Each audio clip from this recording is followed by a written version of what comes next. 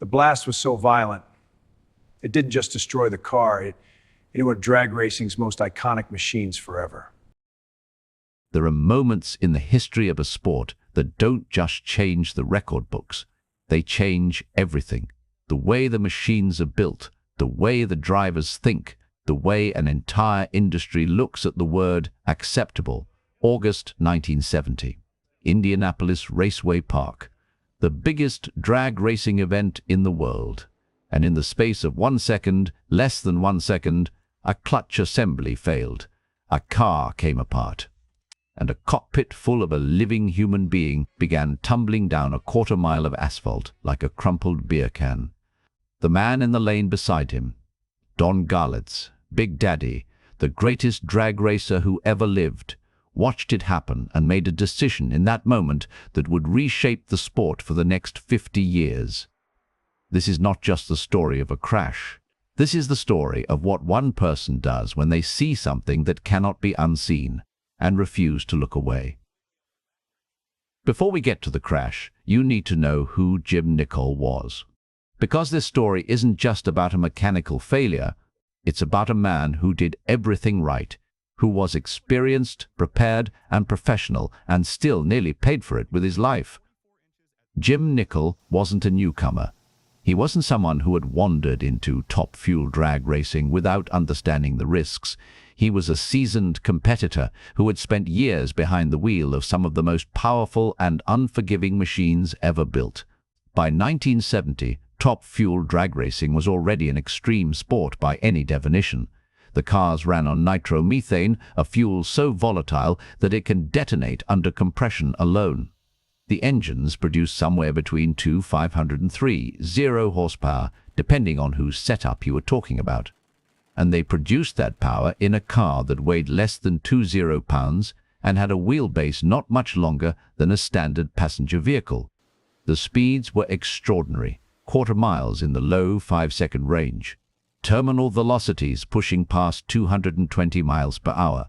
These were numbers that, in 1970, no other form of motorsport could match on a straight-line basis. And the drivers who ran these machines knew, all of them knew, that what they were doing carried a level of risk that most people couldn't comprehend. Jim Nicoll knew it. He ran anyway, because that's what top fuel drivers did. What made his story different wasn't the risk he accepted, it was the specific way that risk came for him, and what it looked like to the man watching from the next lane over. The U.S. Nationals at Indianapolis Raceway Park was, and still is, the biggest event on the NHRA calendar. Think of it as the Super Bowl of drag racing. Every serious team showed up, every serious driver wanted to win it. In 1970, the atmosphere at Indianapolis Raceway Park was something that people who were there still talk about decades later. The smell of nitromethane hanging in the air, the sound of top fuel engines, which is less a sound than a physical force, a concussion that you feel in your chest before you hear it with your ears. The crowd packed into the grandstands, people who understood exactly what they were watching and appreciated every tenth of a second.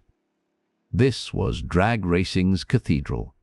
And on this particular day in August, Jim Nicoll and Don Garlits were both in attendance, both competing, both aiming for the same prize. They ended up side by side at the starting line. What happened next would define both of their careers, though in very different ways. For Nicoll, it would be the end of his time in the sport. For Garlits, it would be the beginning of the most important chapter of his career and one of the most significant engineering pivots in motorsport history. To truly understand what happened at Indianapolis in 1970, you cannot skip this part. Because the crash doesn't make sense. The reaction to it doesn't make sense, unless you understand the world it happened in. Drag racing in the 1960s was dominated by what was called the Slingshot Dragster.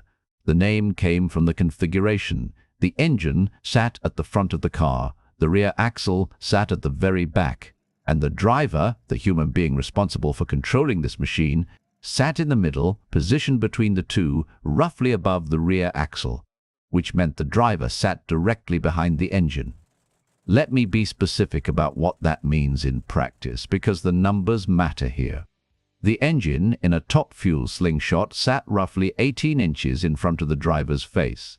18 inches, less than the length of your forearm, between you and a 30 horsepower nitromethane engine running at maximum load. The clutch assembly, the system responsible for transferring all of that power to the wheels, sat directly below and in front of the cockpit. In many configurations, the clutch housing was positioned essentially between the driver's knees. Now, the clutch in a top fuel car is not the clutch in your passenger vehicle. It is a multi-disc assembly running under pressures and temperatures that would seem absurd in any other context. When those discs engage at full throttle, they have to absorb and transfer a staggering amount of energy in a fraction of a second. The forces involved are so extreme that clutch components routinely wear out, deform, and occasionally fail, sometimes catastrophically. When a top fuel clutch fails catastrophically, it does not simply stop working. It explodes. The spinning disc assembly, under full load, can disintegrate, sending fragments outward at velocities that can penetrate engine blocks. Quarter-inch steel. These are not hypothetical dangers. This had happened before 1970, multiple times. And in a slingshot dragster, the driver sat directly in the path of those fragments. This was not a secret. Every person in top fuel racing knew the clutch was a danger. Every driver who strapped into a slingshot knew that a clutch failure at full throttle was potentially a fatal event. The knowledge was simply accepted as part of the sport. That's racing, people said, and they meant it. Between the mid-1950s and 1970, the sport lost drivers to exactly these kinds of failures: engine explosions, clutch detonations, fires fed by nitromethane that burns so hot and so cleanly that it is sometimes invisible. Drivers who didn't know they were on fire until it was too late. The slingshot was fast, supremely fast, and the people who built them and drove them were, by any reasonable measure, some of the most talented and courageous individuals in motorsport. But courage is not the same as good engineering. And accepting danger is not the same as making danger acceptable. In 1970, those two ideas were about to be separated permanently. August, Indianapolis Raceway Park. The summer heat pressing down on the track.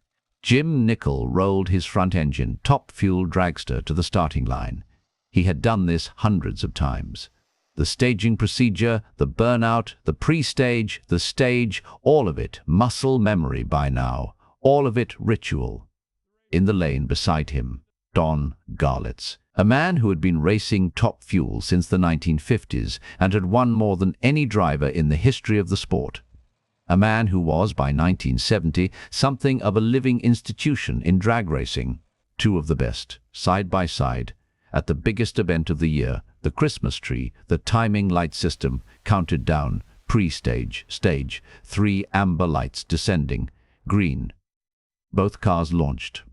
The sound, if you have ever been near a top fuel dragster at launch, you know that sound is the wrong word for it.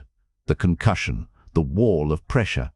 Both cars accelerating at a rate that compresses the human body against the seat back, and then, in the first 100 feet, at a speed that was already approaching 100 miles per hour, something let go inside Jim Nicoll's clutch assembly.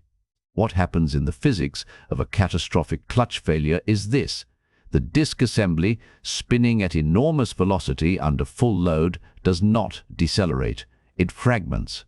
The energy that had been stored in that spinning mass, rotational kinetic energy, enormous amounts of it, releases instantaneously in every direction at once.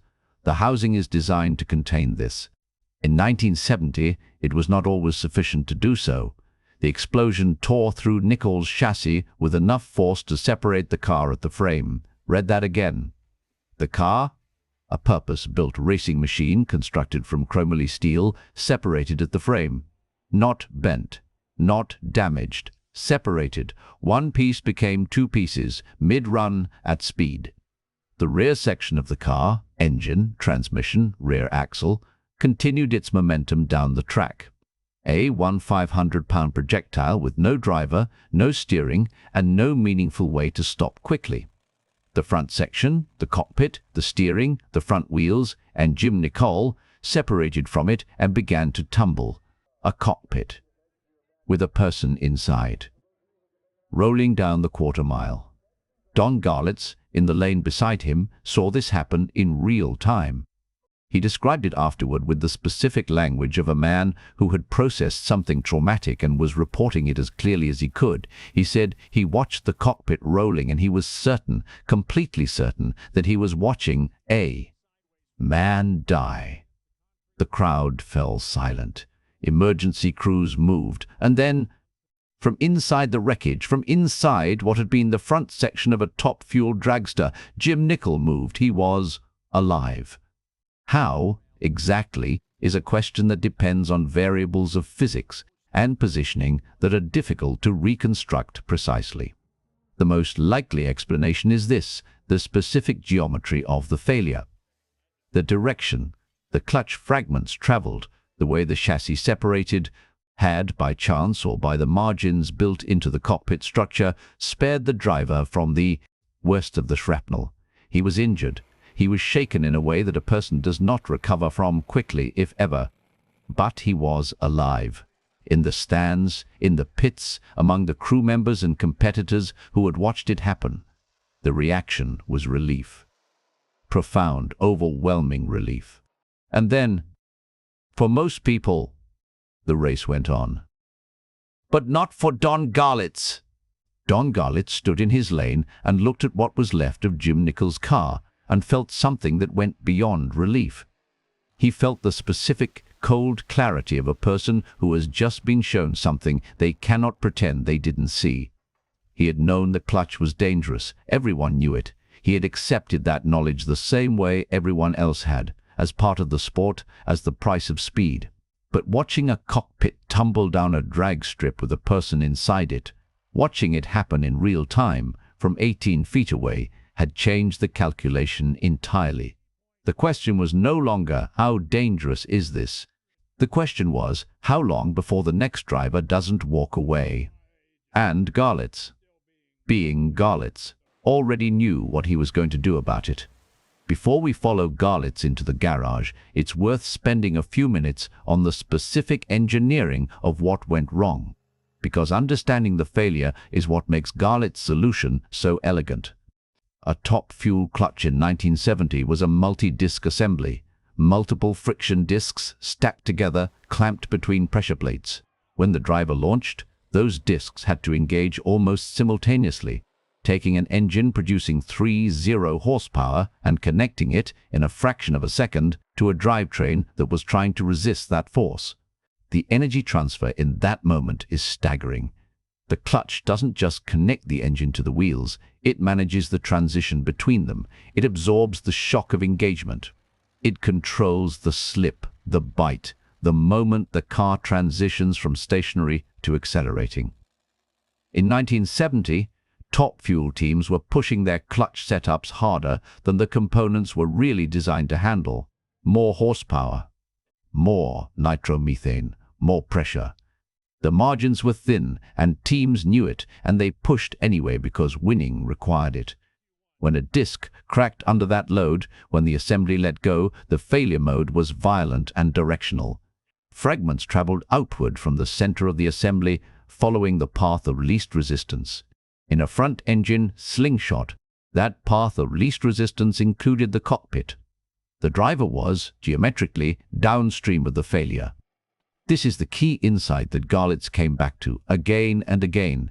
It wasn't that the clutch was going to fail. That was a mechanical reality of the sport, and engineers were always working to reduce the probability. It was that when it did fail, the driver was positioned exactly where the energy would go. The solution, in retrospect, seems obvious. But obvious in retrospect and obvious in advance are very different things. In 1970, the entire infrastructure of top-fuel drag racing, The chassis builders, the engine builders, the clutch manufacturers, the sanctioning body had been built around the front engine configuration for 20 years. Changing it meant more than changing a component. It meant questioning a fundamental assumption about what a top-fuel dragster was supposed to look like. That is a much harder thing to do. Don Garlits went home from Indianapolis and started drawing.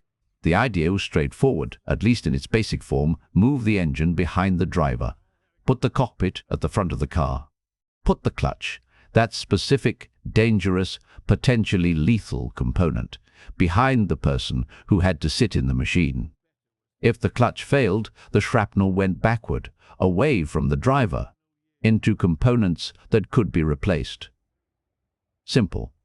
And also, by the standards of 1970 top-fuel racing, almost heretical. Rear-engine dragsters had been attempted before. The results had not been encouraging.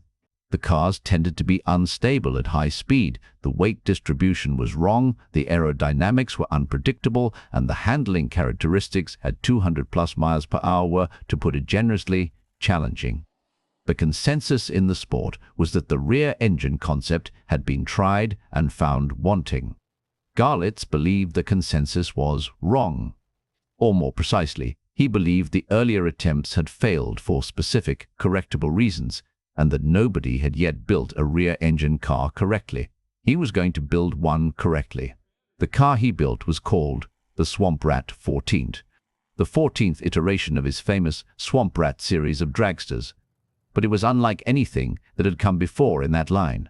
Where every previous Swamp Rat had been a front-engine car, the 14 was designed from the ground up around the rear-engine concept.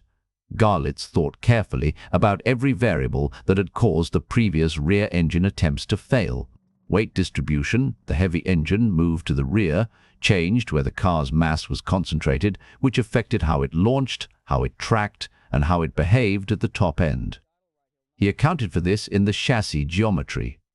Aerodynamics. A rear-engine car has a fundamentally different shape than a front-engine car.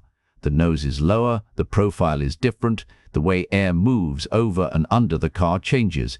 He accounted for this.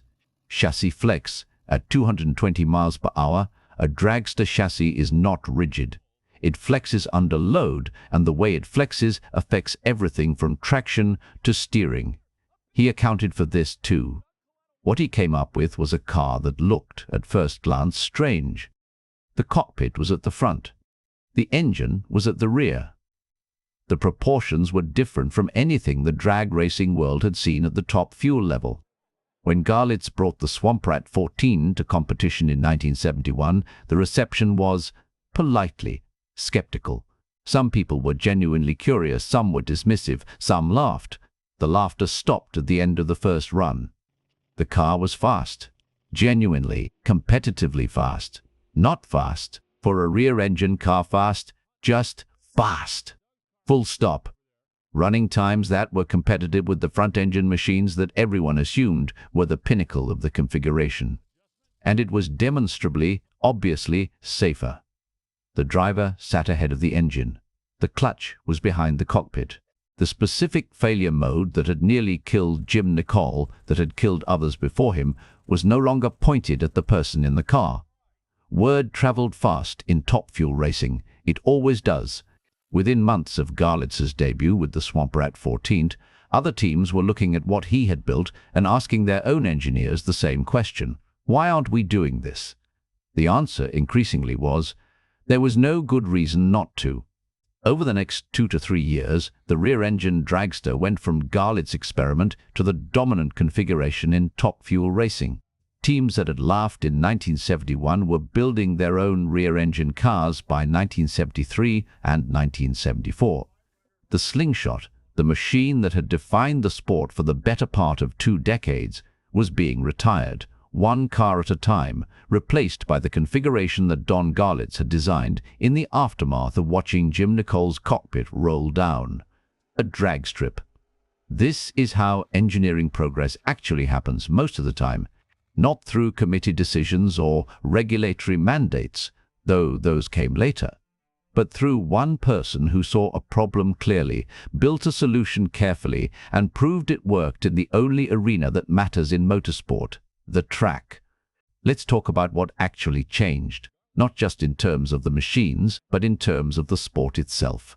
The shift to rear-engine top-fuel dragsters did not happen overnight, and it was not without resistance.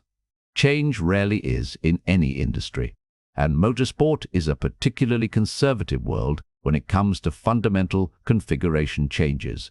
Teams had investment, financial and psychological, in the front-engine setup. They had knowledge, tooling, relationships with suppliers. Asking them to start over was asking a lot. But the performance argument was impossible to ignore. Garlits' car was fast.